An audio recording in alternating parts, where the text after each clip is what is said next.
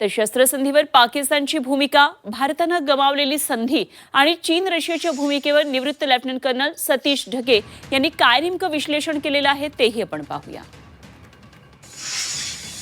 पाकिस्तान असा दावा करतोय की अशा प्रकारची शस्त्रसंधी करण्यामध्ये जनरल असीम मुनीर यांची महत्वाची त्या ठिकाणी भूमिका होती. मुळातच अमेरिकेचं पाकिस्तान हे पिल्लू आहे आणि अमेरिकेनं पाकिस्तानला मध्यस्थ म्हणून या ठिकाणी पुढे केलेलं आहे.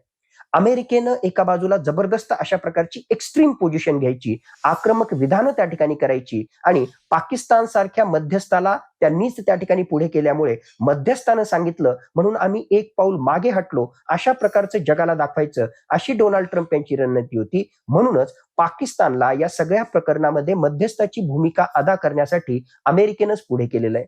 पाकिस्तान जरी दावा करत असला की आम्ही मध्यस्थाची भूमिका अदा केली म्हणून आज घडीला ही 2 आठवड्यांची शस्त्रसंधी झालेली आहे, तरी सुद्धा पाकिस्तान हा फक्त मेसेंजर म्हणूनच या ठिकाणी काम करतोय आणि खऱ्या अर्थानं अमेरिकाच काय करायचं आणि काय करायचं नाही याच्याशी संबंधित निर्देश हा पाकिस्तानला त्या ठिकाणी देतोय. पश्चिम आशिया संघर्षामध्ये भारतानं फक्त बघ्याची भूमिका घेण्याच्या ऐवजी मध्यस्थाची भूमिका अदा करायला हवी होती का?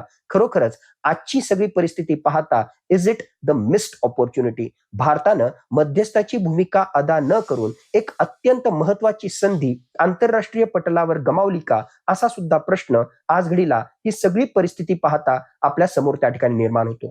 फक्त काही जहाजं ही इराणशी चर्चा करून भारताच्या हद्दीमध्ये घेऊन येणं इथपर्यंत जे आहे भारताचं हित त्या ठिकाणी साध्य होत नाही. याच्याही पलीकडे जाऊन आंतरराष्ट्रीय पटलावर अशा महत्वाच्या संघर्षामध्ये काही निर्णायक भूमिका घेणं आणि त्याहून महत्वाचं हा संघर्ष निवळण्यासाठी अत्यंत महत्वाची भूमिका अदा करणं हे भारताला आवश्यक होतं. पण ऍटलिस्ट मागच्या 5 आठवड्यांमध्ये भारतानं काही फारसं भरीव या मध्यस्थाच्या भूमिकेमध्ये केलं नाही. आज घडीला या शस्त्रसंधीच्या मागे पाकिस्तान वर करणी महत्वाचा प्लेयर आहे असं जरी वाटत असलं तरी सुद्धा खऱ्या अर्थानं इराणवर एक महत्वाची भूमिका जर कोणी अदा केली असेल तर ती चायनानं.